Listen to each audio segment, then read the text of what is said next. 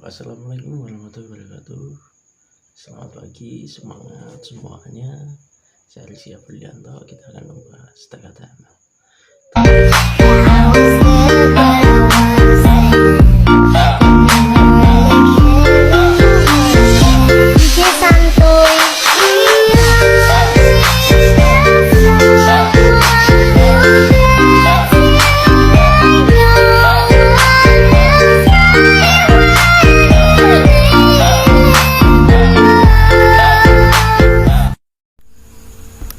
Selamat datang kembali di channel saya.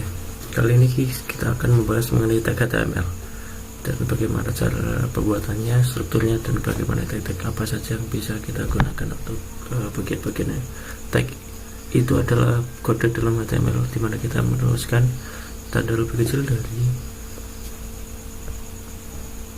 keywordnya seperti apa dan diakhiri dengan apa lebih besar dari. Dan tag itu ada yang berpesan, ada yang tidak. Tag pembuka dan tag penutup. Tag penutup itu memiliki garis miring di depan nama tagnya. Ini adalah struktur dasar HTML yang sudah kita pelajari, yang di dalamnya ada detail, HTML, head, title, body, dan penutupnya. Kita bahas dulu. Yang pertama ada tag head ini. Bagian head ada beberapa yang bisa kita simpan. Yang pertama ada title atau judul halaman, kemudian tag menggunakan tag dan terjemahan. Apapun yang kita tulis di tengah ini akan menjadi judul dari sebuah halaman atau tab di browsernya. Yang kedua yang disimpan adalah CSS dengan menggunakan tag style atau keyword style, JavaScript, kemudian menggunakan TypeScript dan metadata. Kita bisa simpan metadata dengan menggunakan tag meta. Metadata ini penting untuk mendeskripsikan kita. Contohnya seperti ini, ada beberapa penjelasan. Pertama kita bisa menjelaskan karakter set untuk encodingnya, kemudian ada juga name atau description dari web kita, keyword, dan authornya atau pembuatnya siapa. Ini penting untuk staging untuk mengidentifikasi website kita. Itu adalah tag yang ada di dalam. Sini yang penting adalah body. Tagnya cukup banyak, akan saya ulas hanya beberapa di video. Nanti detailnya kita akan bahas di video-video selanjutnya. Baik, ini adalah yang bisa kita tulis di dalam body. Yang pertama untuk teks kita ada H1 sampai H6. Ada 6 level ya. Untuk heading 1 yang paling besar, ada heading 6 yang paling kecil. Untuk penulisan paragraf kita gunakan tag P. Ada pendukung teks yaitu ada PR untuk menambahkan baris baru, HR untuk menambahkan garis horizontal, kemudian IM dan strong. Nanti kita bahas di video-video selanjutnya. Lalu kemudian gambar ini ada tag IMG atau image. Untuk menyimpan hyperlink kita ada atau anchor, jangka, list. Kalau di Microsoft kita gunakan bullets dan numbering. Ada UL, unordered list, list tidak terlalu, ada yang tidak, ada yang garis, ada yang panah. Kemudian OL, order list, di mana OL dan UL itu terdapat di dalam LI atau item. Ada DL, definition list. Di dalam body juga kita bisa membuat tabel menggunakan tag table, lalu form beserta elemen-elemen di dalamnya. Kemudian kita juga punya form, input, text field, kemudian kebobok atau select, button, dan lain sebagainya. Dari body kita punya JavaScript menggunakan TypeScript, dan kita juga bisa simpan objek bagaimana dia.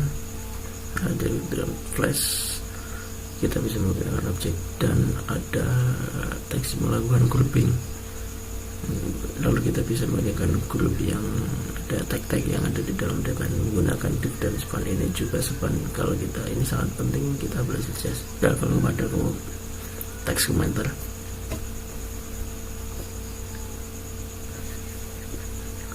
Tiap-tiap bahasa ini mempunyai komentar sendiri-sendiri. Untuk HTML menggunakan tanda lebih minus dua kali dan ditutup dengan minus dua kali kemudian lebih besar. Komentar ini tidak akan terdapat di browser. Ini untuk developer.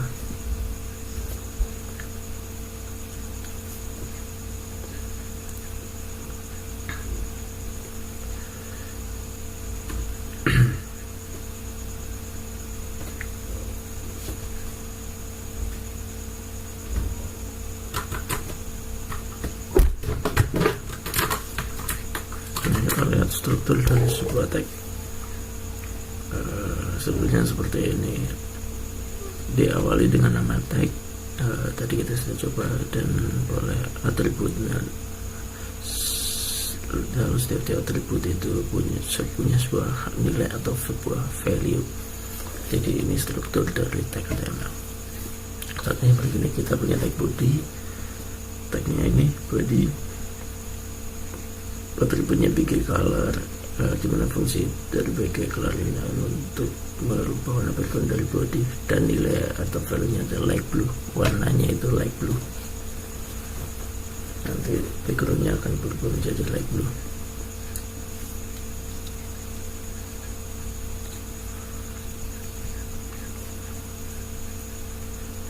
CSS ini cara menuliskan atribut dan value. Sebuah tag boleh saja memiliki lebih dari satu atribut. Contohnya seperti ini, body ya bagi color, light blue, ID-nya my ID, kelasnya juga punya my class. Jadi boleh nggak punya atribut atau banyak, lebih dari dua, lebih dari satu, nggak masalah. Setiap tag itu punya atribut yang default atau yang global. Kita sebut dengan atribut global. Apa saja atribut global? Ada access key, kelas ini ya. Jadi yang pertama, setiap tag itu punya atribut access key, bisa digunakan keyboard atau shortcut, kelas, ID.